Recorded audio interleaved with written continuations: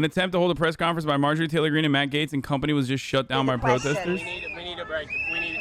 The left is interrupting the press conference. We need to end it.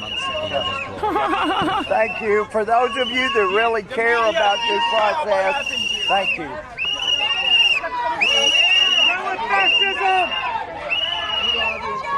Ladies and gentlemen, what you just saw here today. They held a presser on January 6th prisoners. That's so weird, dude. That's such a weird fucking thing to do. Pog. Oh, I was gonna say, so is this spicy? Because I feel like some people are talking about what's going on with the homeless encampments in like Venice and whatnot in like really fucking negative ways. And then other people whose opinions I absolutely do respect, like David Dayan and even, I guess, Nithya Rahman, who's now a council member in Los Angeles City Council, talking about the elimination of the homeless encampments in a very positive way, saying that out of the 160 in Venice, from what I understand, out of the 160 people that whose homeless encampments were taken away have been put in homes, with 106 out of the 160 being placed in permanent homes, like permanent fucking homes. Now, I haven't looked deeper into this as far as like the conditions of the homes, as far as the situation. If it's like a really shitty homeless shelter, then that's one thing. But from what I understand, it's not necessarily they took away their trash and hand washing services, arresting them, finding them, throwing away their things, doing it in the middle of the night. Like, with no matter what happens, obviously there's always going to be like really fucking horrible ways of treating homeless people, because like it's cops.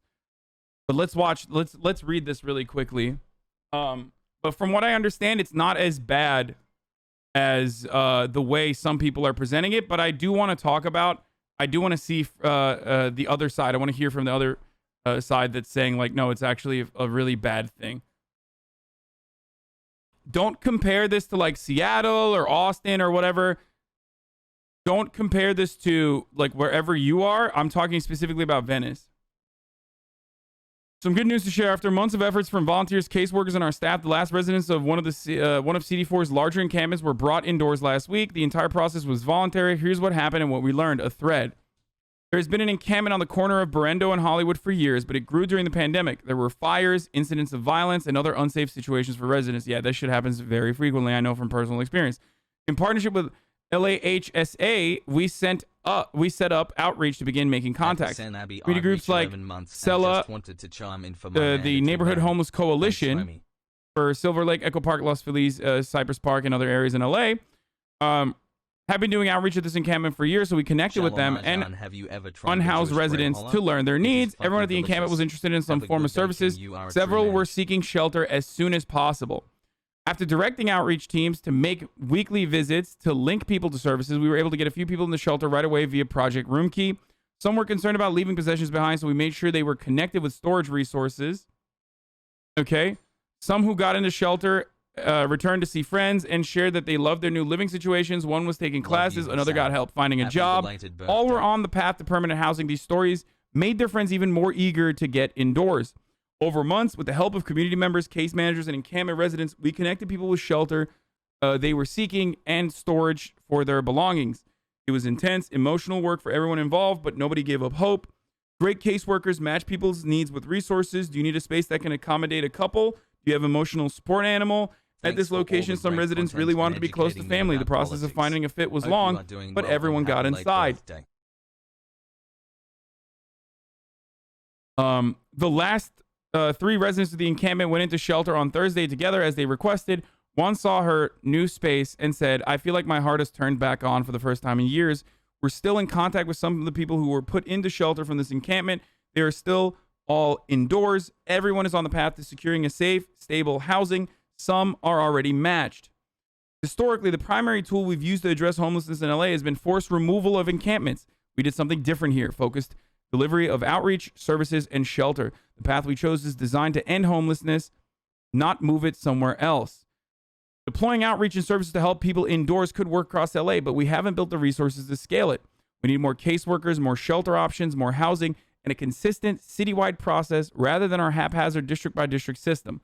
This is why I said this, you have to analyze all of these cases on a case by case basis, because certain council members or certain communities literally will just rip homeless people from their fucking tents and push them to another area and say, all right, we did a good job. Congratulations. Pog. And others don't. Navigating people off the street requires immense patience. Progress can come with setbacks, and there's still much more to do. Because there's also like, look, if you've ever talked to certain houseless, homeless people, there is a range. I've talked about this before. Like, there's like a tier system of homelessness. Okay, most people start off living in their cars because they're priced out. They've been priced out of like the housing market, and they have a job still, but they're now living out of their cars. Then they fucking couch surf. After a while, it just gets more and more expensive, basically, to survive as you are becoming poorer and poorer, and your mental health conditions are deteriorating as a consequence of that. Houselessness is not a binary; it's a slow fade. Exactly, and then you start developing fucking PTSD and a fuckload of mental health complications. There's also self-medicating during that process. There's also like, you know, a lot of drugs that you start taking, and you can, especially if you have like addictive personalities, and you find yourself in the final stage of being a homeless, where like the last tier is the fucking homeless dude that you see that's like screaming in the middle of the road naked, and you know, you just don't know you don't know what to do in that situation. So yeah, lots of assault too. There's assault, there's rape, there's a bunch of fucking terrible things going on in those situations, and you don't even have a fucking shelter over your head. So obviously, the goal, the long-term goal, is to make sure that no one is priced out of the housing market, or to offer opportunities to people, or to offer you know, public housing to people that is safe and accessible, so that, you know, they always have an option for shelter. This is a profoundly important Maslow's hierarchy of need. Okay, it's shelter is kind of the most important thing. If you don't have it, it's like right up there with food, right? So that's the long-term way of dealing with this. But then you also have the different levels of homelessness, which I'm using like, you know, gamifying it and using like gaming terms here, but like you have to deal with each individual tier with additional care. Okay,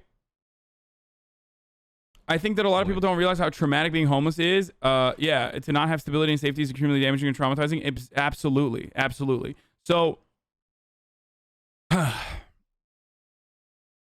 So basically, like, the fucking dude who's like refusing services, the dude who is refusing to go to a shelter because the shelter conditions are not great, or the dude who's refusing to go to shelter because he knows that there's like other people there that he fucking hates, that he's like fought before, or he's been assaulted by in the past, or for a multitude of different reasons, who refuses to get help, who will get detained once every fucking 3 or 4 months when he fucking builds like a Molotov cocktail in it and like tosses it over to another person's fucking tent. And if it sounds really fucking personal, what I'm talking about is because I've literally seen it. Okay, it happens in my fucking backyard all the goddamn time.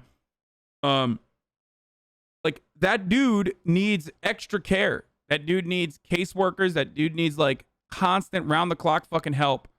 Okay, there's a different level of care. It's not a one size fits all.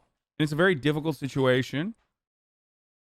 And there will always be people who are just like, nah, fuck that. I just want to live in a fucking tent. Fuck you. And I personally don't know how to deal with that. Okay, I don't. That's where I turned polemist. Okay, like the hippies that are just like, nah, I want to live in a fucking tent. I don't give a shit. It's like, no, but I don't even want to talk about that, because the overwhelming majority don't want to be in that situation. Okay, like the fucking you know, trust fund hippie hipsters who are like, nah, dude, I want to live in a fucking tent, is not the overwhelming majority of homeless people. I don't know, let them. No. What the fuck, dude? No. You are going to take this fucking shelter over your head and you're going to like it. Okay? That's insane, dude.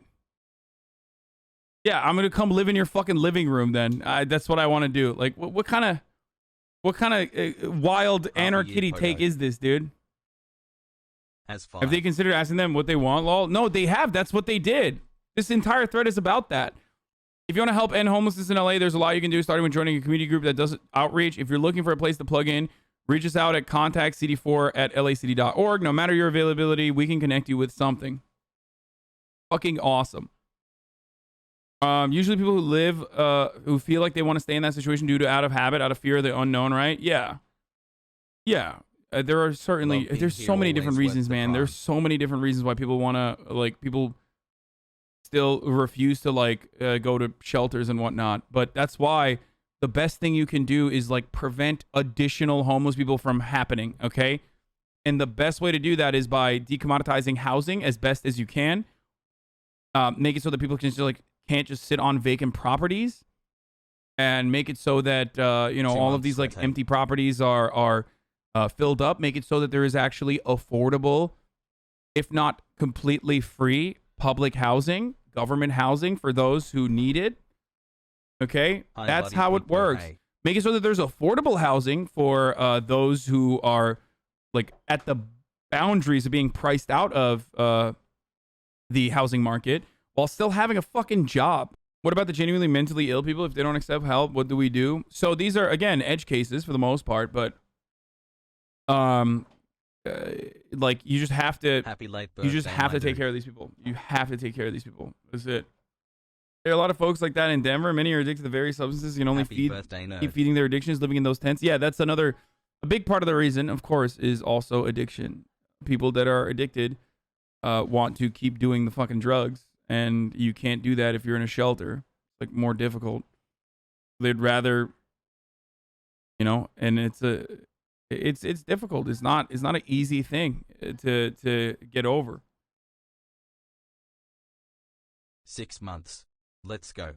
Hasan, so a big part of helping homeless people also revolves around getting them therapy that they absolutely need, And then you have places like San Francisco where they're like, "Hey, here's what we're gonna fucking do. We are gonna invest We're gonna invest in $20,000 tamper-proof trash cans, so that the homeless people that live in these communities fucking can't break into it and eat the food, eat the trash."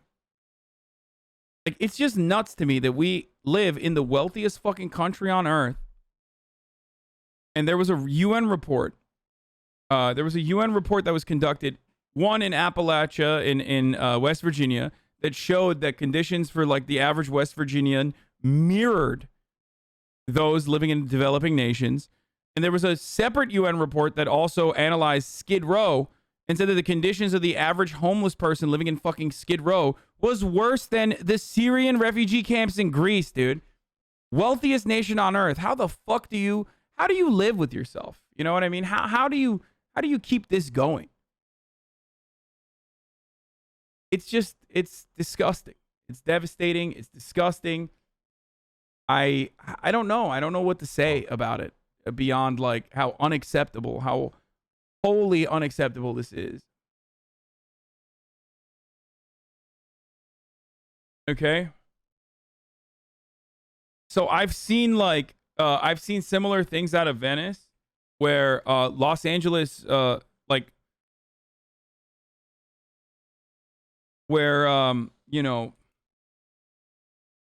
do I describe it? Like, activists that I respect and follow have been extremely critical of the treatment of homeless people in Venice.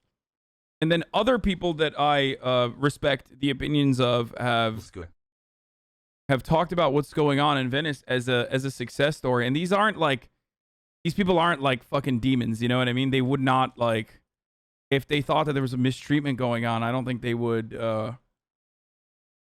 talk about it as though it's like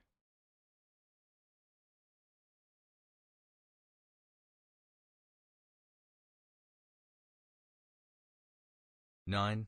Like, the Bonan's encampment to home program began on June 28th.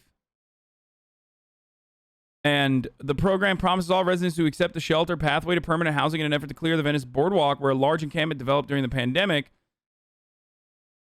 And basically, even if you don't live in California, you've probably seen the here. This is David talking about it, where he said, even if you don't live in California, you've probably seen the pictures of tents lining in Venice Beach. Well, for what it's worth, Resnikov, you can only see them in pictures now because they've cleared about 80% of the beach and found 160 unhoused people shelter, and 108 of that is permanent and counting.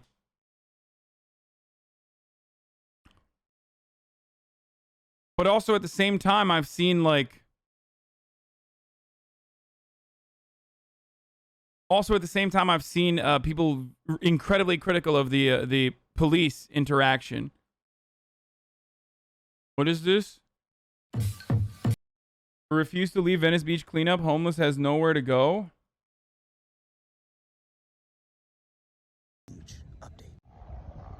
Encampments all along this area has been removed. There are no more tents. All the rubbish and clutterness that was here before is no longer there. I'm sorry for the sound of my skateboard, but this is the best way I know how to record this. Look at this. This is completely empty. If you watch past videos from anyone's channel, all of this was completely filled. All right, she's still here because she's selling art. But if you look, everyone has been removed. Vendors are back. This whole section is completely cleared up. How can the government avoid creating ghettos if they provide free housing for homeless? Oh, dude, you don't want to hear my take on this. My mom would be so proud of me saying this. But I absolutely believe that like affordable housing and public housing should literally be in neighborhoods where there is expensive housing for wealthy people. 1000%. And that will never happen because that immediately devalues your housing that you paid for. Your investment vehicle is all of a sudden devalued. It's like 1000%. Like 1000%, dude. What the fuck? They're human beings, dude. You would literally benefit from that forced diversity in your life when it comes to diversity of class. You would become a better person overall if you interacted with these normal human beings who just simply don't have the same fucking intergenerational wealth that you started off with. Isn't that gentrification? No, it's literally the reverse of gentrification. Gentrification is when rich people come into poor neighborhoods and fucking price out the people that live there, making housing unaffordable. This is the exact opposite of that. It's decommodified housing that literally lower the fucking price point of the average house, bringing prices down for everyone, while simultaneously forcing you to live with people from different backgrounds and different classes.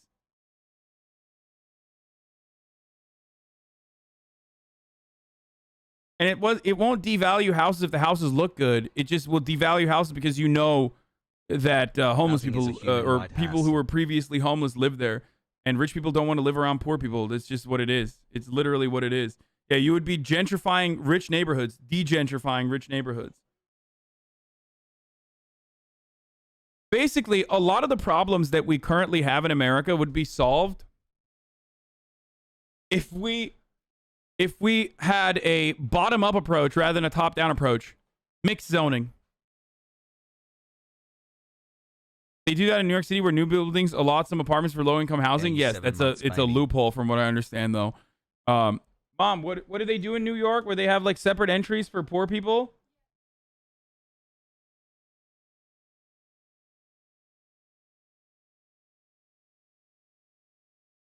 New York allotment is like incredibly low, one, okay? So it doesn't really do anything.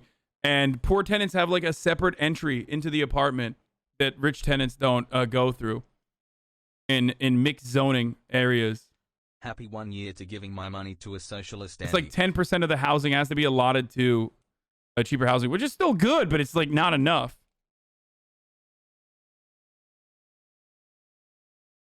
Japan-style zoning.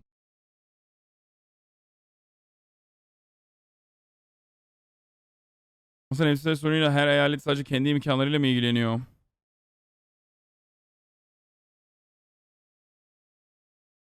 I'm 100% like I'm 100% advocate for forced diversity at gunpoint, okay? Like straight up. Hi Arjan.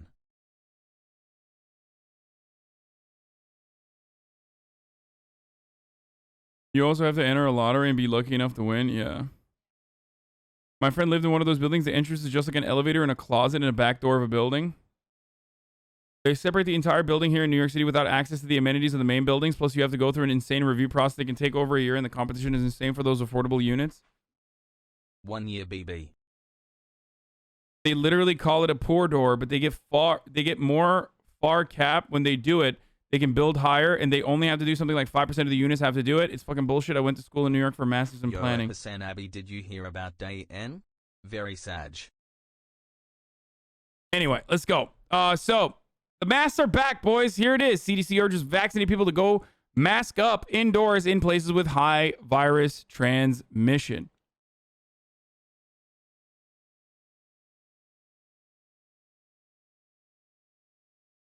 Biden is considering mandatory vaccinations. Yeah, but for the federal workforce. Yeah. Yeah.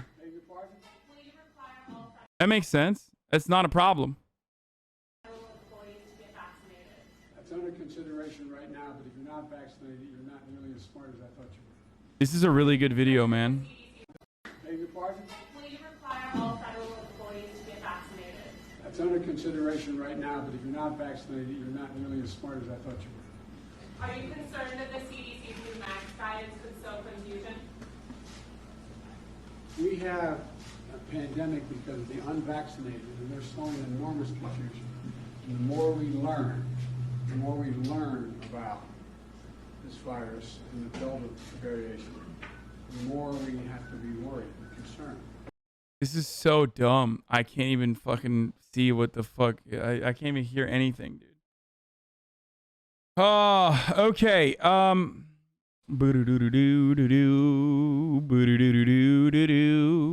can't even stop with the song. It's like stuck in my head. Conspiracists back at it again. If you don't understand why the CDC now wants vaccinated people to wear masks again, then you don't understand the Great Reset. What? You fucking idiot. You're the reason why we have to wear masks again. It sucks. And you're literally the reason why we have to wear masks, dude. That's the other part. Like, when you wear a mask, you're literally protecting fucking unvaccinated people. Like, the same dumbasses that are unironically causing this problem are the same dumbasses that we have to fucking, cater to. And they're not even going to wear masks. That's the best part. Most of these unvaccinated people are also the same people who were fucking crying about how COVID is fake. Now, not all of them, obviously, right? And some people could have good reasons to not even get the vaccine if they literally have an allergy that could, put them in a shitty situation if they get the vaccine. So don't fucking immediately jump on my ass, okay?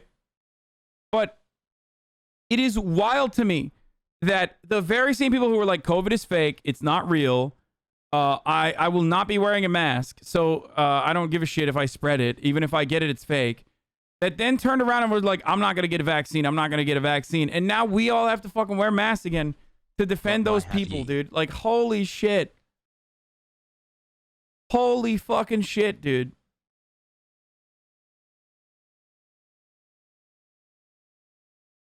Are you happy the masks are back? No, fuck no, I'm not happy the masks are back. Dude, are you insane? I hate it. I hate it. I hate wearing masks. I hate it so much.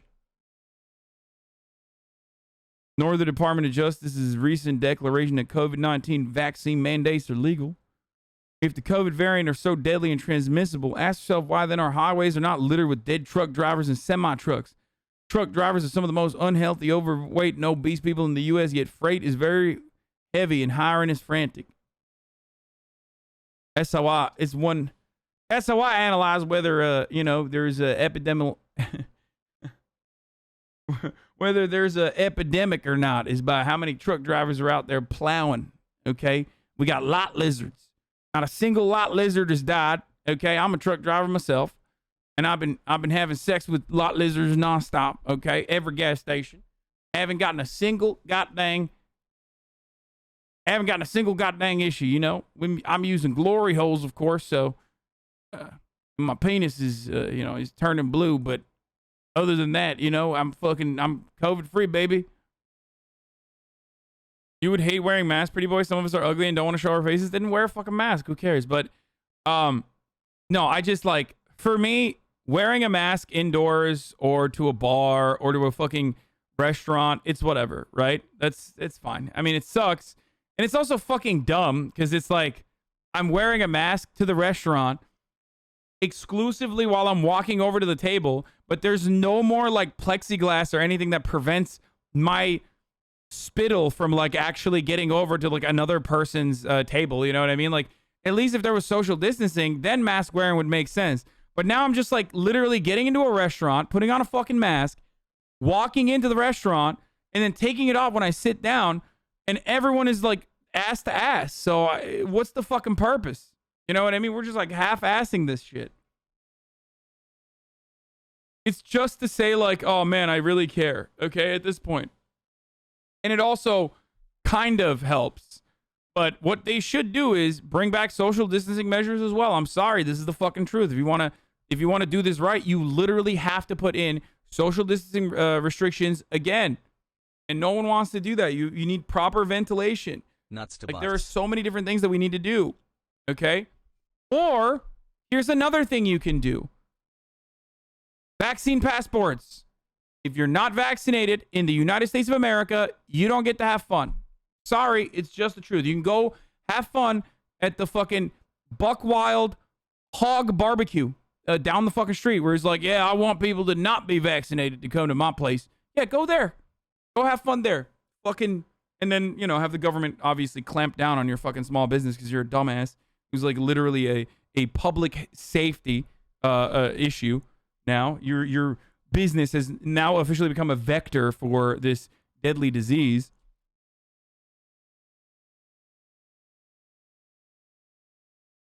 Yeah, segregation. Yeah, for sure. Yeah, it's good. Yes, segregating unvaccinated people who refuse to get the vaccine from vaccinated people is not a bad thing because it's going to literally get those people to go out and get vaccinated. Clip it and ship it if you want. 100%. Hey, guys, guess what? You can't change your skin color. You can, however, change your vaccine status, okay? That's the difference. Hi, chat. The people who, like, compare this to Jim Crow laws are so fucking idiotic. It is perhaps the whitest take you can have to compare vaccinations and vaccine passports to segregation. During grad school. Anyway, I have a higher chance to die to the vaccine than by getting COVID. Why should I do that? What? That's not true. What? Where did you get that? No, you just made that up, dude. That is a complete fabrication. That's just so wrong. Like, if this is what's gearing your point of view, this absolute falsehood, this complete delusional fantasy that you read on a fucking Instagram post that your grandma shared, I don't know what to tell you. You got bigger problems than fucking COVID, okay? Imagine looking vaccine passports take away my rights more. Hey, guess what? You know what else takes your rights away fully? When you have to fucking go to the hospital, okay? Because you got COVID. You know what else takes your rights further than just like not being able to eat your disgusting Applebee's $5 jalapeno poppers with your hog fucking disgusting friends? Death. Okay? And yes, other OECD nations are doing that. Okay? They are doing that.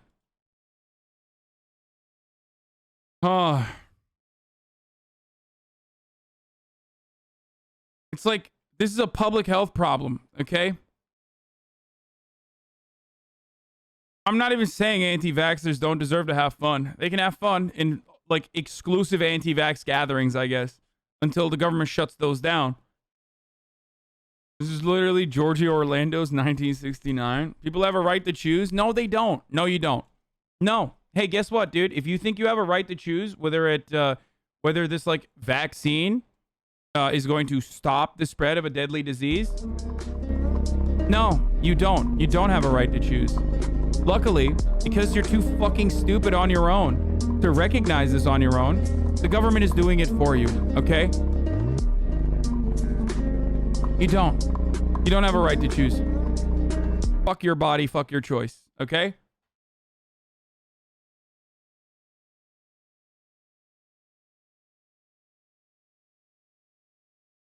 You don't have a right to choose when it comes to things that literally prevent other people from dying, okay?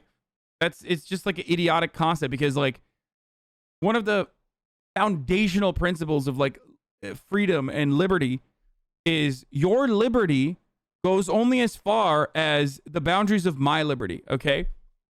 And this goes beyond that. When your body, your choice is applied to like, when your body, your choice means Sigma male you have mindset. unreasonable fears that you have developed as a consequence of seeing so much misinformation on the internet. And because of that, you're not going to take the vaccine. And now you're going to further spread COVID. And we can't fucking eradicate it. And now even people who are vaccinated are getting the Delta variant because of a much larger viral load. Like, no, your body, your choice does not apply here because it's not just your body. It's other people's Happy bodies. anniversary. Pretty simple concept to understand, in my opinion. By that logic, smoking should be illegal too. They're polluting the environment and endangering other people's health. You think smoking should be illegal?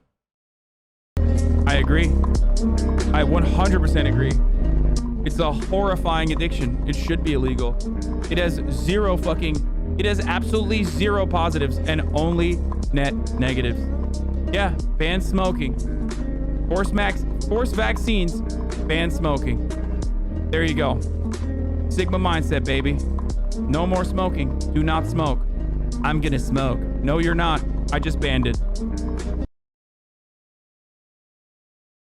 Also, smoking now, like public smoking, for that very same reason, that the chatter mentioned, is literally illegal now. Like in most places. So we already did that, you fucking idiot, which is precisely my point. It's like, people want to make an issue out of this for that moment, but like they will forget about it as soon as it's, because humans have the capacity to adapt to every condition, right? So what's going to end up happening is like there's going to be mass vaccination protests, blah blah blah blah blah blah. Like reactionaries are going to use this as an opportunity to fucking galvanize their base, and then inevitably a year down the line, we're going to forget about it, and everyone's going to get the fucking COVID vaccine, okay? And you're going to look at the people who don't want to get it as like delusional psychopaths, but it won't matter because we will at least have herd immunity. If my body, my choice could be applicable in this circumstance, then you should be able to drunk drive. Okay? I've made this argument a million times over. It's like, your body, your choice. Why? I can drink, it's legal. I can drive, it's legal. Why can't I do both? Like, okay.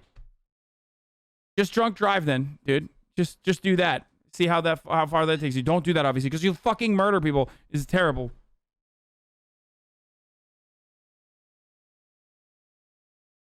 My body, my car, my property, my choice, brother. Get the fuck out of here, okay? Yeet, yeet. Hold on.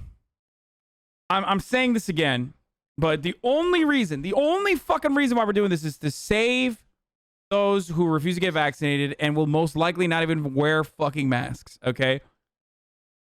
The point is, anti-vaxxers have always been a thing. It's not new. Just that whenever there's a new vaccine, anti-vaxxers just like try to grab as many people to their side as possible. And unfortunately, in this round of the vaccinations, because of how brain broken so many people are as a consequence of COVID and COVID relief not coming at a time when it was necessary, and all the volatility and late stage capitalism, there's a lot more anti-vaxxers, and they are louder than ever before as a consequence of social media. Has Prime has hug. Pair up profit-seeking behavior from psychopathic social media companies that literally do not regulate or restrict misinformation in any meaningful capacity with economic instability, with political volatility, and you have a bunch of, anti-vaxxers. that refuse to take the vaccine. So it's not a new concept at all.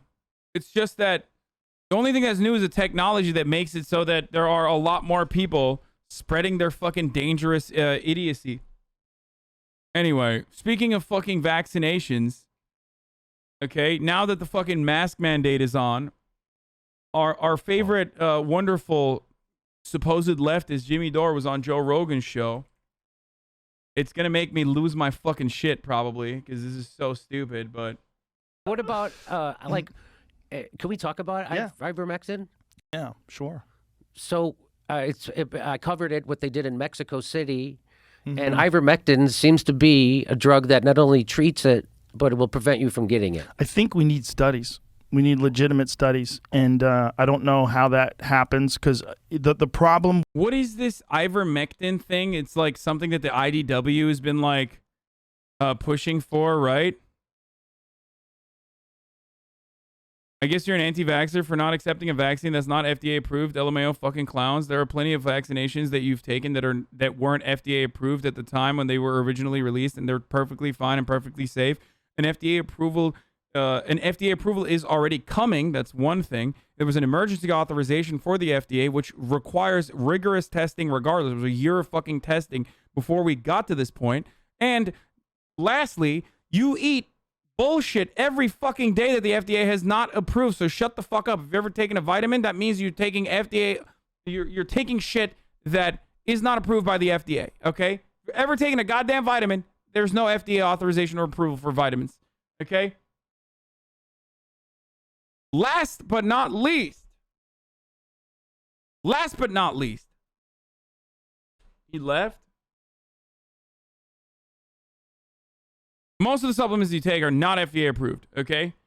But this one will be FDA approved regardless.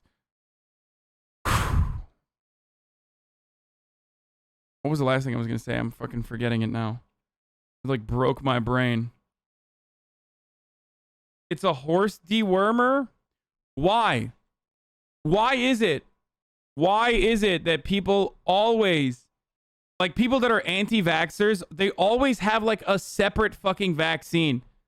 Like they have a separate solution. My girlfriend sees this. Why you should not take ivermectin to treat or prevent COVID-19. Well, this is FDA.gov, brother. They're lying to you. Also, I need their authorization so I can take this vaccine finally. But they're lying about this one. What I will never understand is like people will be like, COVID is fake, but hydroxychloroquine works. The COVID vaccine will murder you and your family. But also take this horse dewormer. Like why? Why can't just I don't understand it. I don't understand it. I don't understand it at all. I'm just too stupid, I guess, to understand how fucking psychotic some people are. With this argument, this conversation is, you know, you'll have people saying, I've used this on my patients, like Dr. Pierre Corey, who's been on this podcast.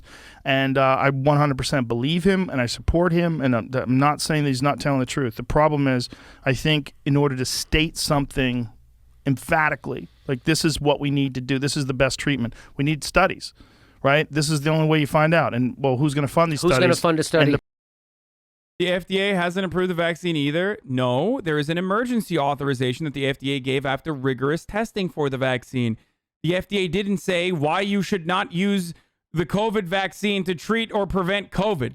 There's a difference. If you have this take that like, oh, well, emergency authorization is not enough from the FDA, they need full-blown authorization for the fucking vaccines, then you shouldn't turn around and then take something that the FDA is literally telling you not to take because from as far as I understand, studies that have been conducted on this, and I'm not super familiar with it, probably don't show that the ivermectin is a viable substitute for the COVID vaccine or even good for treating COVID.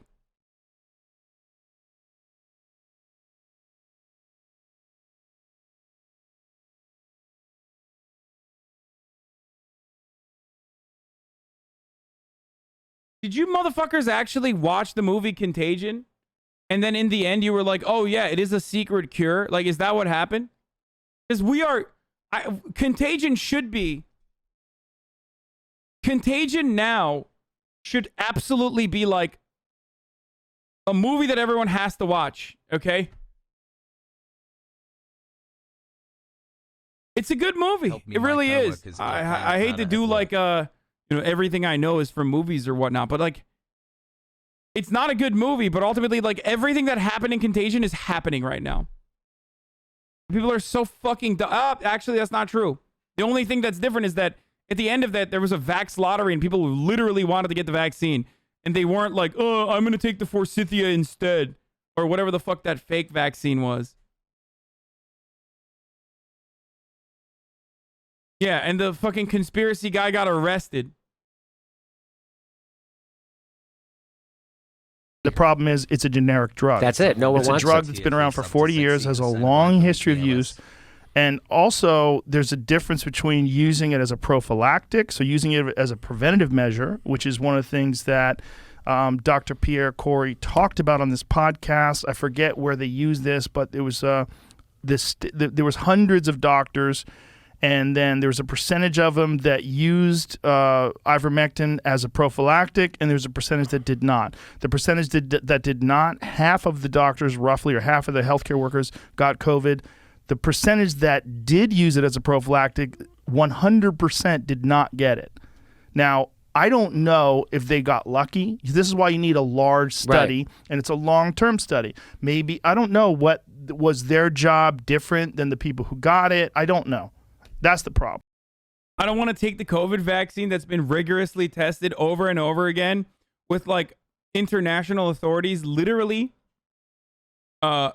being overly cautious, which is a good thing, but like being as cautious as physically possible with respect to like recalling vaccines if there's even a small number, like a marginal number of people getting sick from it, okay, to study it further only to continue it later. But also, ivermectin sounds good to me, brother. We should do more studies, but I think you should take it. Yeah. So when I'm a fucking comedian and a cage fighting commentator. When I'm talking about very important issues, I have to hedge my opinions on these things. I know. It's tricky. But in an environment where people aren't allowed to talk or question things. The large ivermectin study that Joe Rogan and all these other people are talking about was retracted because there was evidence of plagiarism problems with raw data. A large Egyptian study of ivermectin for COVID-19 patients has been retracted over concerns of plagiarism and serious problems with the raw data, the publisher confirmed to MedPage today. This is exactly how the vaccines cause autism shit started with the MMR vaccine back in the fucking 90s, dude. One study is all it takes. Numerous meta-studies are bullshit, okay? Numerous studies on a particular drug, as long as that's like the fucking one that the government is giving you, probably fake. One study that is like immediately retracted because it's like full of bullshit data, that's real, brother. They're hiding the truth.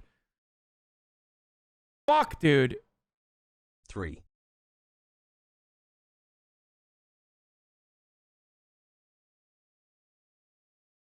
This is why all these fucking nut jobs that don't want to take the vaccine are also the same people who are like shoving colloidal silver in their asses, okay? With suppositories until they turn blue. It's always like, oh, there's alternative medications that actually work. Ad break. Well, for instance, my doctor. So when I got the vaccine, I got the double. And which one did you get? I got the Moderna. Oh, it was a preprint, not even published. There we go, dude. Because I have an underlying health problem. I don't want, and I've talked about it before on the show. We have talked about it, yeah. And so my doctor, because people are like, "Why did you trust the government?" I don't trust the government. You trust Big Pharma? No, I don't trust Big Pharma. I trusted my doctor. Right. My doctor who saved my life, and said that because of your thing, you should get it because we don't know how it's going to affect you, and you blah blah blah blah blah. So I got it, and then I just the symptoms you get from it. They never went away for me. What were your symptoms? So I had body aches, flu-like fever. I had joint pain. I had a stiff neck. Have you tried? Wait, that's okay. That's normal. What? They made it seem like, oh, Jesus Christ. They made it seem like, oh, my God. Tried going in an ice bath for 20 minutes? Sorry. Yeah. Yeah. So how long did it? I'm still cold. I'm still I'm cold. just warming up now. I It's can fucking tell. 2 hours. Do you think he's a contrarian? When COVID was first a big deal, he brought a doctor warning of the effects. Dude, yeah, I know. I talked about this. Michael Osterholm is the epidemiologist that you're referencing, who's literally a part of Joe Biden's COVID response team now, okay? And he had that dude on before mainstream media was talking about COVID in the same way. And now he's like constantly fucking casting doubt.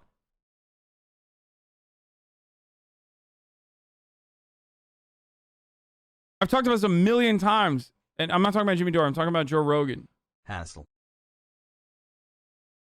People realize it works. He tries to argue it's safe and harmless. I could tell. Is when you? How long did it last? How long did your symptoms last? So on April 17th, I got the second jab, and I just never got better. Was it immediate before after the first jab? Did you have side effects? Yes, but they went away. And then the second jab. How long did they last after the first shot? I don't remember, but because a couple days. Yeah, it was like maybe a week. I think a week. And then the second time they just never went away, and I was like, "What is going on?" Because wait, if they never went away, why are you talking about it originally in the past tense?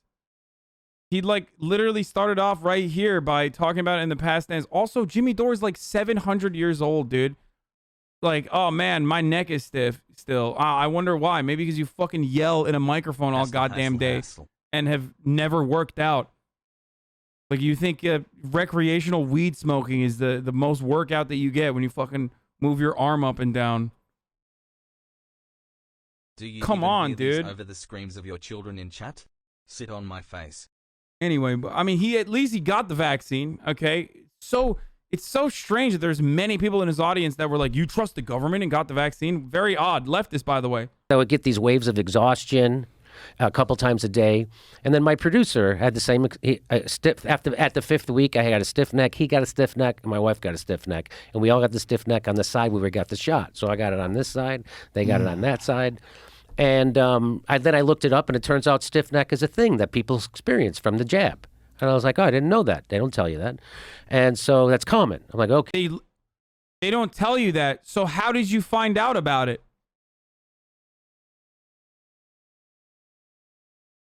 If they don't tell you that, how did you find out about it? Because they absolutely tell you that. They say that there are common side effects that you might get. I've talked about it before as well. I had fever-like symptoms. That lasted for like 12 hours after I got my second shot. And it was it. It was done. Okay. And then it spread to the whole neck. Okay. Now, my producer and my wife, it went away. Their stiff necks went away. Mine didn't. So anyway, I tweeted about it. I tweeted like, hey, this is just to let everybody know, this is what's happened. This is my reaction to the vaccine. Yeah. And because when people started to come on me, like call me anti-vax, and I'm like, no, I got the vax. Right. I got it. I go, when people have a reaction to an experimental vaccine that is not FDA approved, you're supposed to not suppress the reactions. You're supposed to ask people what the reactions are so we can make the vaccines better. That's a thing that when Jen Psaki's talking about misinformation online and combating misinformation, she distributed misinformation. Of course. Because I love that in Jimmy Dore's mind, the way to make a vaccine better, it kind of just openly shows what his values are and how he thinks the world revolves around him. It's like, how will I make the vaccine better? Oh, by telling people that I have a stiff neck when I took the vaccine. So then, they're going to go back to the drawing board like, oh, fuck, Jimmy Dore got a stiff neck after the vaccine, a thing that is a side effect that people have mentioned. You could get it from muscle cramps. That could be one reason. Or the other like fever-like symptoms of shit that goes away is a known side effect. Okay, it goes away. But I love that. I love that he's like, we gotta go to the government and tell them that Jimmy Dore's neck is stiff because he got the fucking COVID vaccine. Said that it's approved by the FDA and their gold standard. She said that? She said that.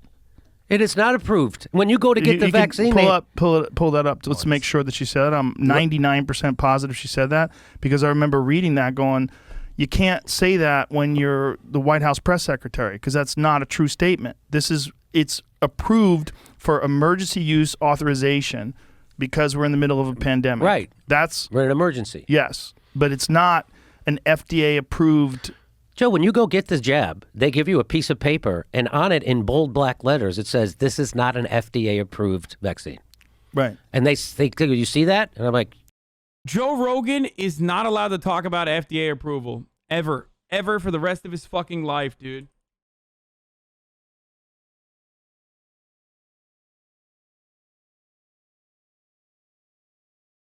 How much of what Joe Rogan sells on his website, like on it, how much of it is FDA approved? I just want you guys to be aware on it, how they conduct business. I had cited this article, which author put together very nicely, did a much better job than I could. It basically outlines the problems with supplements like on it and their marketing.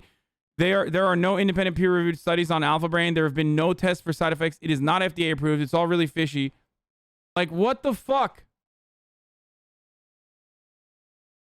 You're really going to sit here and be like, oh, I can't believe the COVID vaccine is not FDA approved. There's like an emergency FDA authorization, which is significantly more, a significantly higher metric, a higher standard than whatever dumbass fucking pills you're shilling on your website, you ape. Oh my God, dude. This is precisely why I'll never be on the Joe Rogan show, unfortunately, even though I do love him secretly. Well, not so secretly, but like motherfuckers sitting here taking TRT, or not even TRT, but like also HGH allegedly. And he's over here like, oh, I can't believe like the COVID vaccine is not FDA approved. Well, it's going to be approved. So what's up? Oh, this is a very helpful. Okay, thank you. Development, vaccine makers develop a vaccine to be tested. Emergency use authorization happens. Testing and production happens at the same time, followed by approval and then distribution. FDA approval, testing happens first, followed by approval, then product and distribution. The clinical trials are conducted in 3 phases. Small number of generally healthy people to assess the safety and effectiveness. The only difference with the emergency use authorization and the FDA approval testing is that testing was occurring while the production was occurring. And we talked about this for months. Do your research before talking? Are you telling me that? Or are you saying that Joe Rogan is Pepega for not doing his research before talking?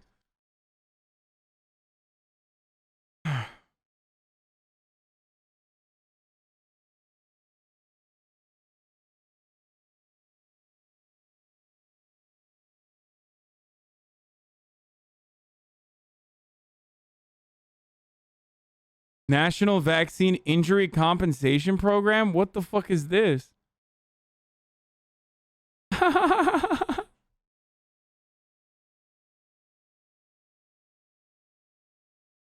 Complaining about the side effects would be fine if you were just reporting it to the CDC number and not blasting it to your impressionable fans online.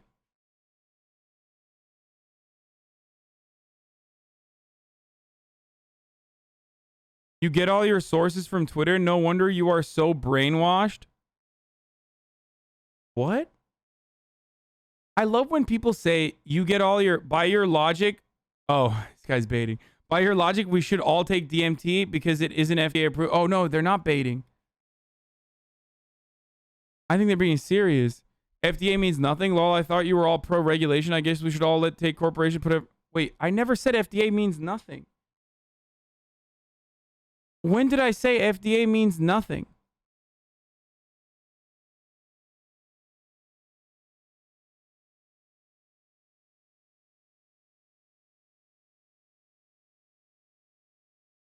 I never said FDA approval means nothing. 11 months, baby. If that was the case, then I wouldn't bring up the fucking on it lack of FDA authorization. No, FDA approval is good, even though sometimes even FDA approval can go too far. Like there are experimental drugs that the FDA has approved that can still end up, you know, that people take that might have some side effects, and then they reverse that. Okay?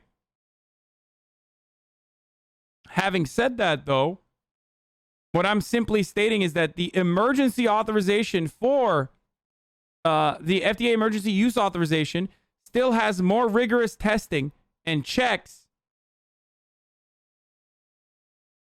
than whatever unapproved dumb shit that you're putting in your fucking body. Okay? I think you did what you were saying it to mock anti-vaccination people. It wasn't you stating your opinion. I'm baiting. Sorry, dude. You fucking stop, dude. Okay, stop.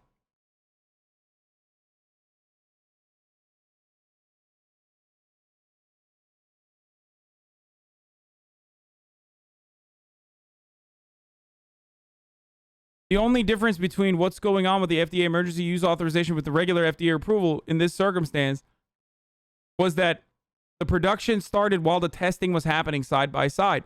And there were companies that also were testing, and their vaccines were not seen as effective in preventing the spread of COVID or even preventing the worst symptoms of COVID. And you never fucking heard about them ever again. That was a billion-dollar waste of funds there. But hey, what are you going to do? That's what you sometimes have to do in order to defeat a massive pandemic. So the only difference... Stop lying. You said that. What? Okay, here you go.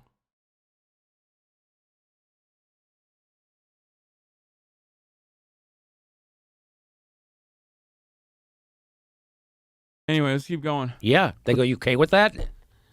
Yeah, I guess. My doctor said I'm supposed to be here. And Did you so find it? Yeah, I found the transcript of it. I didn't find the video. Well, okay. I'm pretty sure I saw the video, but I definitely have read the transcript, and I want this to be accurate because it's a big accusation. This is what she said here when someone asked about the misinformation. What is this from? Whitehouse.gov. Yeah. Okay. So more than just a competition about vaccines, the risk, impact. Okay, here it is. Misleads the public by falsely alleging that mRNA vaccines are untested and thus risky, even though many of them are approved and have gone through the gold standard of the FDA approval process. That's right. That's not true. So she's saying many of the mRNA vaccines. Right. There's only two that are mRNA vaccines. It's messenger RNA. That is the Pfizer and the Moderna. That's the ones that we use in America. The Johnson & Johnson is it's an adenovirus vaccine. It's different, as is the AstraZeneca, right? Wait, isn't she saying that there are mRNA, there are FDA approvals on mRNA type vaccines? I'm not even understanding what the fuck's going on. I mean, Joe Biden also did say that if you get the vaccine, you won't spread COVID, which was wrong. Okay? It was fucking literally wrong. I don't know if she was talking about the COVID vaccine or I think she was just basically talking about the research on mRNA vaccines, which have been around for a very long time. It's been around since the 80s, if I'm not mistaken, for other diseases. And just in general, the mRNA research is not new. The AstraZeneca, I believe, is very similar to the Johnson & Johnson. They're different. But the point is... Yeah, the Johnson & Johnson uses the old technology and... Okay. The synthetic messenger RNA, okay, which directs your protein production in cells throughout the body with a natural substance, or rather a variation of a natural substance, okay, has about a dozen experimental vaccines in late-stage clinical trials globally, but the ones being tested by Pfizer and Moderna are the only two that rely on messenger RNA. Researchers understood its role as a recipe book for the body's trillions of cells with scientific promise. Wait, where is the... Yeah, it started since the 90s. Like, mRNA research has been around since the 90s. Not sure if there were other mRNA vaccines. I know the mRNA technology is not new, but I don't know if they had mRNA vaccines. Delivery method, lipid molecule to keep mRNA safe while getting into the cell is already approved by the FDA, but COVID-19 is new, so they have to make a new mRNA for it. Love you. And Moderna and Pfizer, they used the ones that were developed by DARPA. Yeah, but the point is, it's like, it's not FDA approved. No, because that takes a while. So if she's saying that, right, this is... Isn't that misinformation? It is. Seems like it. And it's if it says it when you get the jab and it says it in bold print. And so your experience, even though you this is your personal experience and you did get vaccinated, people are so rabid online about Oh, my this. God. It is the most divisive subject, I think, ever since Trump. It really is. It is a nutty, divisive subject. And people just get furious about it. And they're furious if anybody talks about any negative side effects, even if it's accurate. I know. So I had tweeted about it just because I wanted to see if other people had this experience. Right. And, maybe it's just me. Maybe it's not. So I got contacted by lots of people.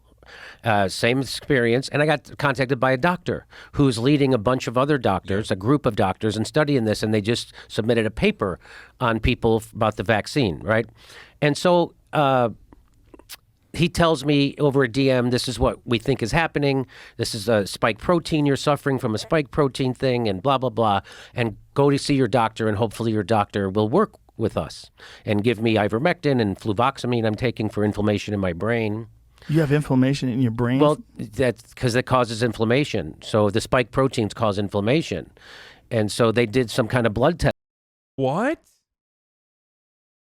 So fluvoxamine is an antidepressant, right? Isn't it like a SSRI? Hold on. Am I wrong? So he's just taking a fucking SSRI for his brain inflammation? Wait, is that even FDA authorized for brain inflammation? Which is like an incredibly rare condition.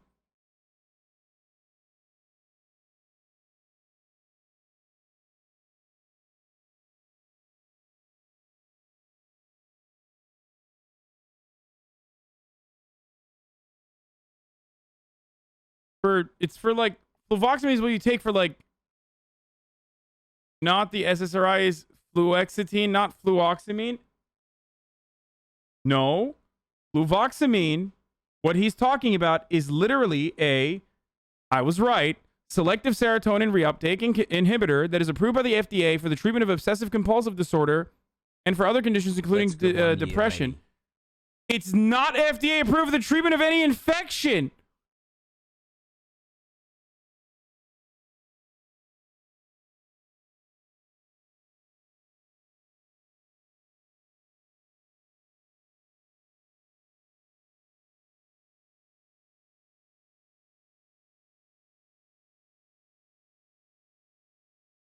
A lot of meds have secondary uses. I understand that, of course. Like, I literally take a prostate medication that is supposedly, that is for prostate cancer. That's to prevent prostate cancer for my fucking hairline. So yes, I do know.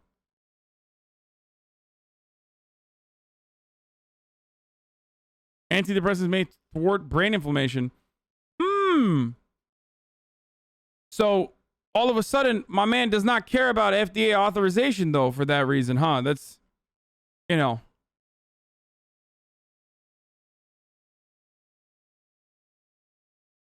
point is, like, I don't have a problem if your doctor prescribes this thing for you. The point is that, like, kind of strange that he's saying fluvoxamine is what is this? Is the SSRI anti-inflammatory effects of fluvoxamine and rationale for use in COVID-19. In murine sepsis model, fluvoxamine was found to bind the sigma-1 receptor in immune cells, resulting in reduced production of inflammatory cytokines in an in vitro study of human recommendation is insufficient evidence for the COVID-19 treatment guidelines panel to recommend either for or against the use of fluvoxamine for the treatment of COVID-19. Results from adequately powered, well-designed, and well-conducted clinical trials are needed to for the record, here's the difference between fluvoxamine and finasteride, which is what I take for my hairline.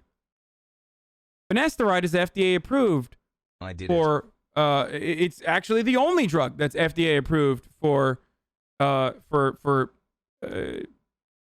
stopping DHT production or halting DHT production that would lead to your hair follicles going away on the top of your dome. So yes, it's the only FDA-approved hair loss drug. So there is that difference. Why are you comparing fucking Joe Rogan supplements versus the government-regulated vaccines? Talk about whataboutism, ha ha ha. I mean, don't you think that's kind of fucking interesting that the dude is selling supplements that are not FDA approved or authorized when he's disparaging in the same fucking sentence the FDA emergency use authorization, saying that is like dramatically different than full-blown FDA approval. What I don't understand is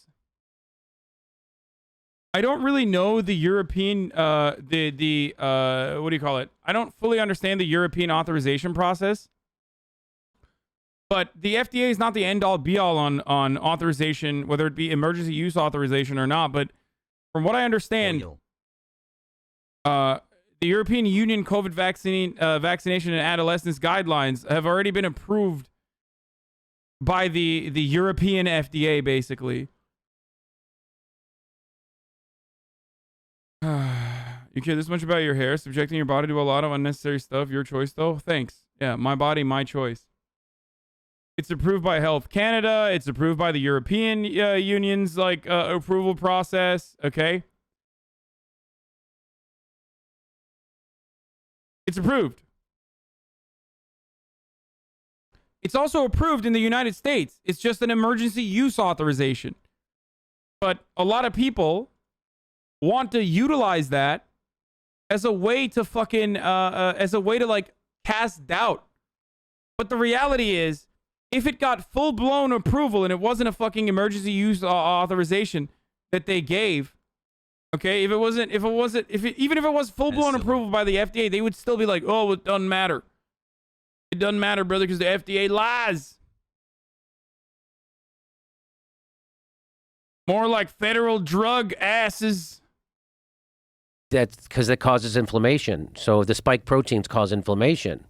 And so they did some kind of blood test on me, and they said, yeah, you got the thing. Was it a D-dimer test? Is that what it was? Excuse me, ban me? But okay. they said, you have the same, you're right. Talk shit and I will. Where a long-haul COVID person is. Like whatever the markers were, I had the same thing. You're right there. And so I go to my doctor, and I start to explain to my doctor about what this other doctor told me. And my doctor says, oh, I'm treating 5 people just like you. And one of them is a neurosurgeon, and one of them is a nurse. And they were afraid to talk about their symptoms because they were afraid to be ostracized and stigmatized. And I'm like, what a messed up situation we're in this culture. Well, good thing I'm super fucking brave, because I talked about the side effects that I experienced. I talked about the side effects that my mom had, where like her sciatica fucking her sciatica acted out after getting the second vaccine. And guess what? We're all fucking incredibly happy. You want to know why? Because we don't have the fuck. That's HIPAA. Guys, I'm personally revealing medical information. There is no HIPAA there, okay? We're so brave, that's why. Okay? We're so fucking brave. Guess what, though? I would much rather have a day of discomfort if I ultimately could fucking walk around freely without fear that I might get, like, you know, COVID from a dude who's gonna cough on me. Culture, right? When they politicize medicine, where doctors and medical professionals are afraid to talk about their symptoms. That's horrible. It's also putting people in a position where big pharma is the good guy now. Yeah. Which has never happened before. Never. And especially the exact same companies that people were openly criticizing in the past and pointing out lawsuits that they've lost for hiding information about test results, about things that have happened during studies. And these same people. Wait, that's literally what happens with those like dumbass fucking random cures like hydroxychloroquine and ivermectin or whatever the fuck it's called, that's literally alternative cures. That's exactly what happens with alternative cures.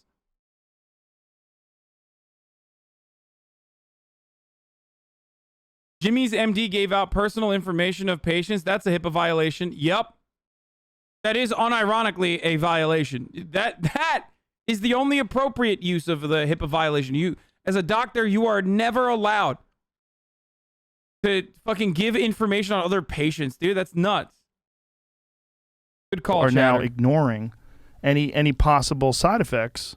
It's nuts. So I mean, how do we make it better? How do we know maybe some people, I mean, that suppression of data is not the way you improve a vaccine. Well, the suppression of people's symptoms and data, that is not, and in anything, it's not how it works. No. But that's how they want it to work because of Trump. Because if you say, it's just crazy. It is crazy. Even that hydrochloroquine, right? Hydroxychloroquine. Hydroxychloroquine that Trump was touting, and they were like, he's nuts because he's touting it. I didn't know anything about it. But then it's not that there are no identifying factors. What do you mean? He's talking about how he's a fucking reputable doctor, dude. A reputable neurosurgeon. What do you mean there's no identifying factors? The only thing he didn't say is, like, it's like saying his name actually rhymes with Shmimmy Shmore. Like, oh, I guess you didn't say the name, dude. Never mind.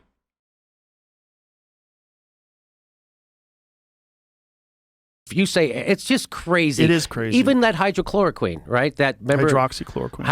Hydroxychloroquine that Trump was touting, and they were like, he's nuts because he's touting it. I didn't know anything about. But then all of a sudden, studies came out that say, hey, no, that actually has been helping. No, it hasn't, and no, it didn't, and that's precisely why Donald Trump himself didn't take the fucking hydroxychloroquine when he got fucking treated for COVID. This is literally a verifiable, incredibly false, delusional piece of misinformation. Why are you sucking Trump's cock so hard, you old, unfunny fuck?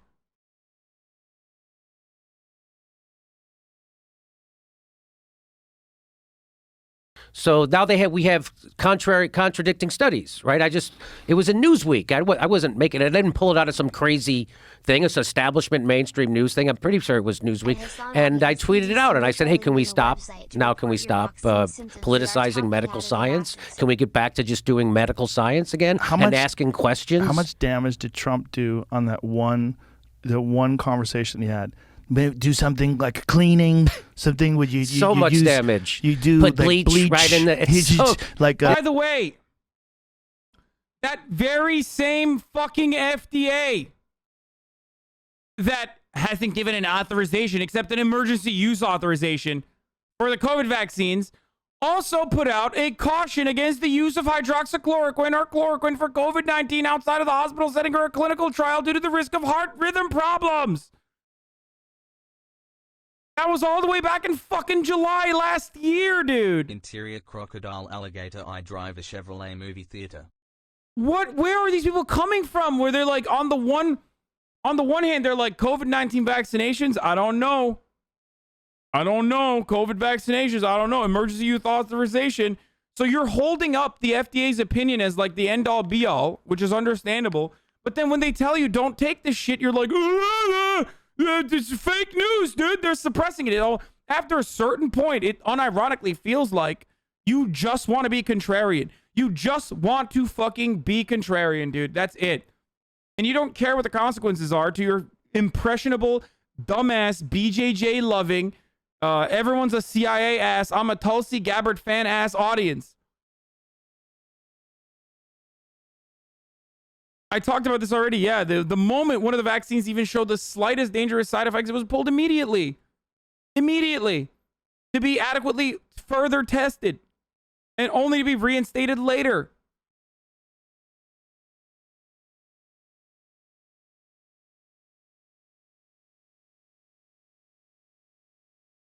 Fuck me, dude. Holy shit. It's so fucking insane. Like,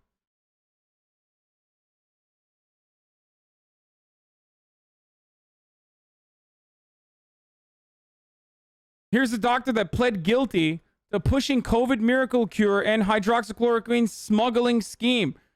San Diego-based physician Dr. Jennings Ryan Staley pleaded guilty on Friday to a charge of importation contrary to law, which comes with a maximum sentence of 20 years in prison. She fucking shilled, okay? Or he fucking shilled hydroxychloroquine and then imported it so that they can fucking sell it.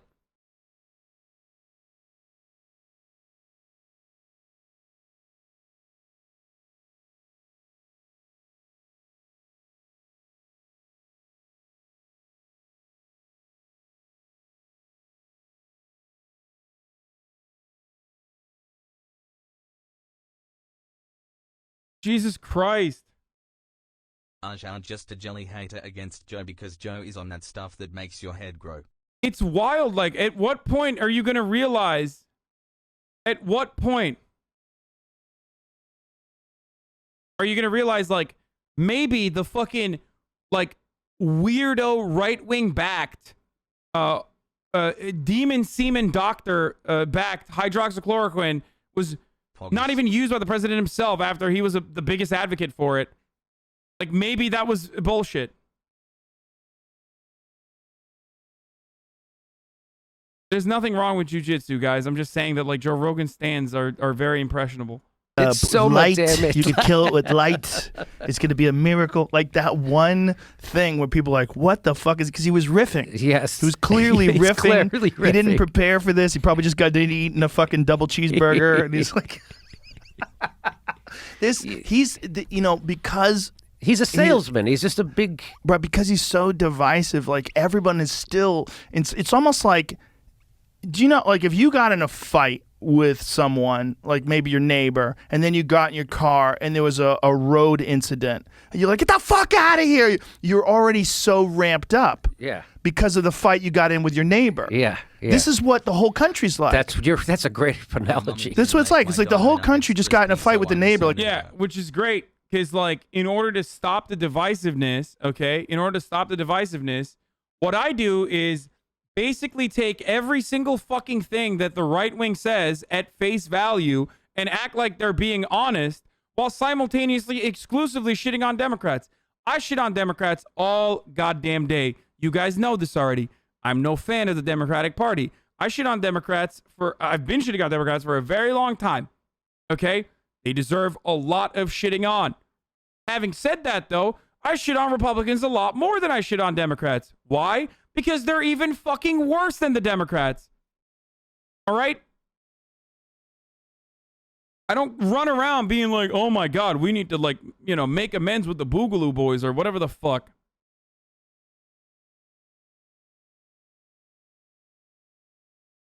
Like I said, Joe Rogan was also even trash as a huge self-own for Bernie to go on a show. Guys, a complete judge.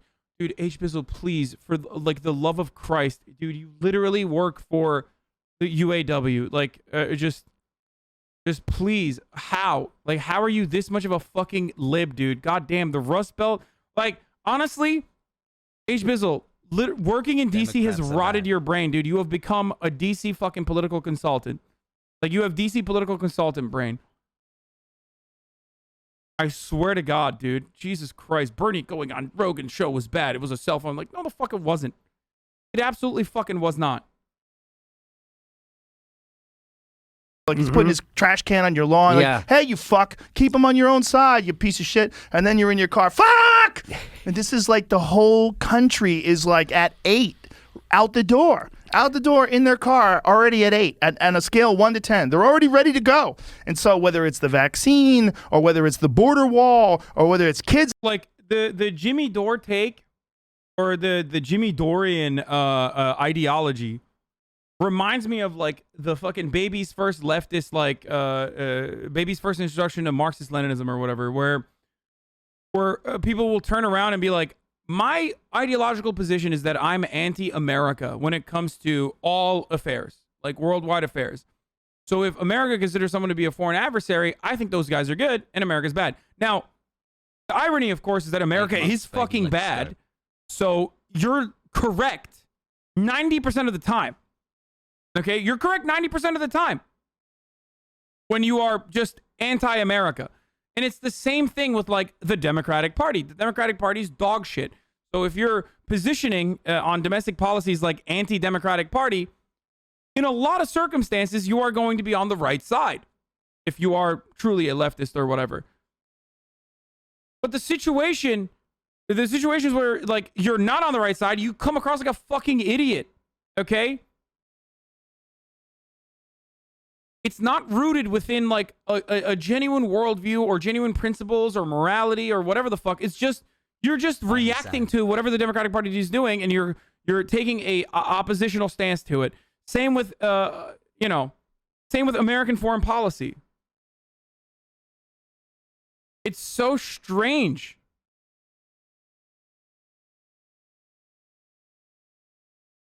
in cages or what the fuck, whatever it is. Everybody's so goddamn angry and ready to go. And then you deal with the economic crisis that a giant percentage of the country just went through over the past year, and then losing loved ones to this fucking disease and all this chaos and all that, and so many people who have never experienced like high levels of adversity, and all of a sudden they're confronted with it. If you've played it safe your whole life, you've really never done anything risky, never taken any chances, you've had a regular life with a regular job, you play it safe, and then all of a sudden now you're fucked and you're confronted with a perhaps deadly disease that might take you out, and you got all these other problems in the world, and everybody's like, and they don't have the coping skills. They don't have the ability to handle these things, and that's where we find ourselves as a country right now. And it's weird because then you have that with the echo chamber aspect of social media, where everybody's just looking for positive reinforcement of their own ideas and confirmation bias. It's wild.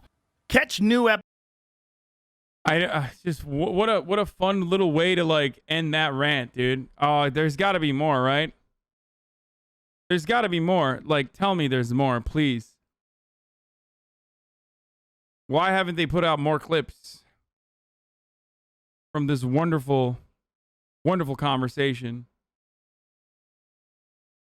I had a minor myocarditis and had to go to an ICU for 3 days. I was in the ICU that had 30 beds. Like 20 of them were occupied by people that had COVID, but were too fucked up to leave the hospital. Most of them were there for over 3 weeks already and either intubated or tracheostomized. I saw an old lady die on the bed right in front of mine. It was horrible. Any anti-vax should take a vaccine if they saw what I saw. No, they won't, because they think that it's like something different.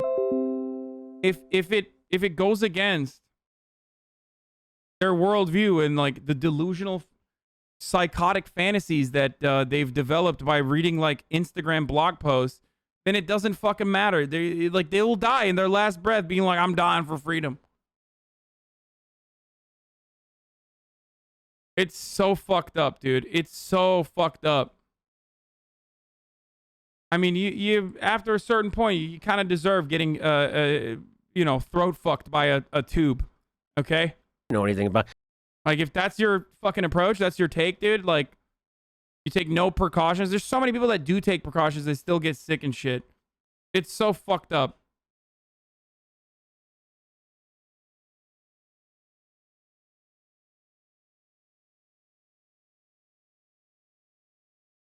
See? I currently have 3 family members across the country in Idaho on vents from COVID. One is about to die, and the rest of my fam still won't get a vax. Nuts.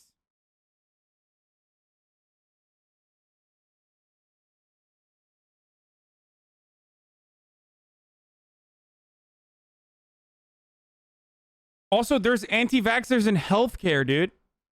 Like, there are nurses that don't want to fucking get the vaccine. So it's not even just like the delusional hogs. There are delusional hogs that are nurses. So just remember that. Imagine you're a nurse and you're taking care of people who are like literally fucking dying.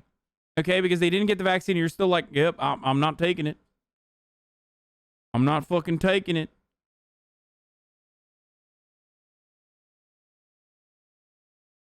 My mom is literally a respiratory therapist who worked in the COVID unit who won't get it. Exactly. Exactly. Psychos, dude. Absolutely psychopathic. I don't know what to say.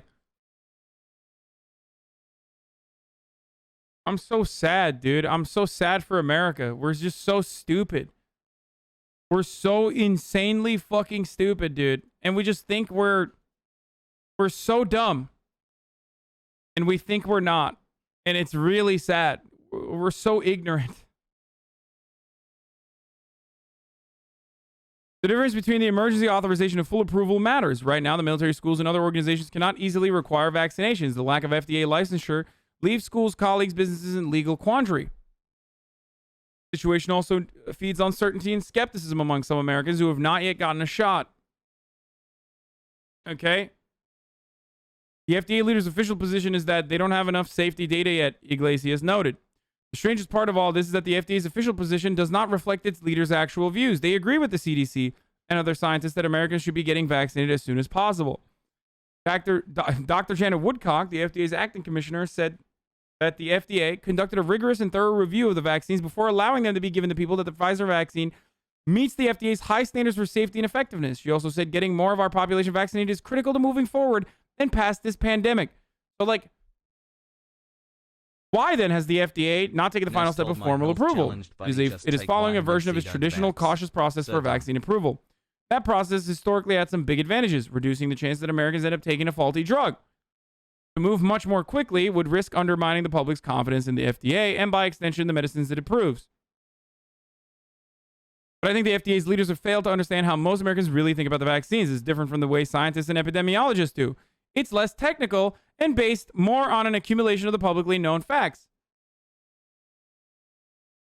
It reminds me of another example of expert miscommunication early in the pandemic. They're probably going to talk about talking about how, mask wearing and its efficacy, or potentially the difference between pre-symptomatic and asymptomatic. Scientists do this shit all the time, and then people lose their fucking minds. Yeah, dude, I'm going to run the ad. Hold on. Just, stop spamming it. You guys get so fucking annoying. You see one person literally write it, and then you start spamming, it's the ad break. It, gets more annoying than me fucking doing a segue or debate. Especially when I'm in the middle of something. I like how the media is blaming scientists and experts' miscommunication. I mean, it is a daycare, I know.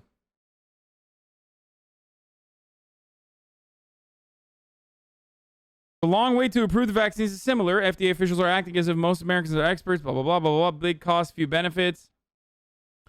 Think of it this way, in the highly unlikely event that the evidence were to change radically, if, say, the vaccines began causing serious side effects about 18 months after people had received the shot, Americans would not react by feeling confident in the FDA and grateful for its caution.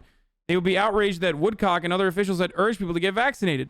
The combination means that the FDA's lack of formal approval has few benefits and large costs. Okay, this is like a dumbass argument, dude. It's gonna come eventually, and when it does, it won't matter. I'm just letting you know. Yes, I know that all the anti-vax stuff over the last 20 plus years comes from one disgraced doctor named Andrew Wakefield. Guess what? That doctor was basically pushed out of the UK. The one good thing that they did. And do you want to know what he does now? You want to know what he does now? He fucking lives in America and fucks models and has a massive compound in Austin and keeps selling books that further anti-vax conspiracies. And does, all of these, tours and shit. And you want to know why? Because we're a bunch of fucking hogs. We're a nation of hogs. We're dumbasses. We're idiots who think we're fucking smart. Okay? Here, I just want to leave you with some of these incredible words from the fucking shit-lip Jimmy Dore, dude. Funny. Now, my question is, you wouldn't forgive me for going to work for the KKK, but why do we forgive people for going to work for Fox News? Because that is the most that is not okay. That is so over the top, and that's what I'm saying. There's no disqualification from polite society anymore. Steve Ducey and the other person with him, well, no one's going to go, hey, that racist shit I saw, because they do it every day, and now they're just accepted in mainstream culture, and people work at Fox News and then go work at normal places, and I think that we have to stop that. That's not okay that you can start your career at Fox News or go there in the middle or end up at the end and then go to CBS or go somewhere else. That's not okay. And I think we should shame people who need to make money from racist organizations like Fox News. Funny. Now, my question is, you wouldn't forgive me for going to work for the KKK, but why do we forgive people for going to work for Fox News? Because that is the most that is not okay. That is so over the top, and that's what I'm saying. There's no disqualification from polite society anymore. Steve Ducey and the other person with him, well, no one's going to go, hey, that racist shit I saw, because they do it every day, and now they're just accepted in mainstream culture, and people work at Fox News and then go work at normal places, and I think that we have to stop that. That's not okay that you can start your career at Fox News or go there in the middle or end up at the end and then go to CBS or go somewhere else. That's not okay. And I think we should shame people who need to make money from racist organizations like Fox News. Funny. Now, my question is, you wouldn't forgive me for going to work for the KKK, but why do we forgive? Wow, that's so crazy, man. Yeah, maybe we shouldn't forgive Jimmy Dore for working for the KKK, or in his words, worse than the KKK. Now, many people will say, well, his viewpoint is adapted. His viewpoint has changed. Yeah, for the worse, dumbass. Okay, that's the point. Yeah. If his viewpoint changed genuinely, then it changed for the worse. Anyway, this is the last time I'm going to talk about Dummy Dore over here, okay? Hopefully.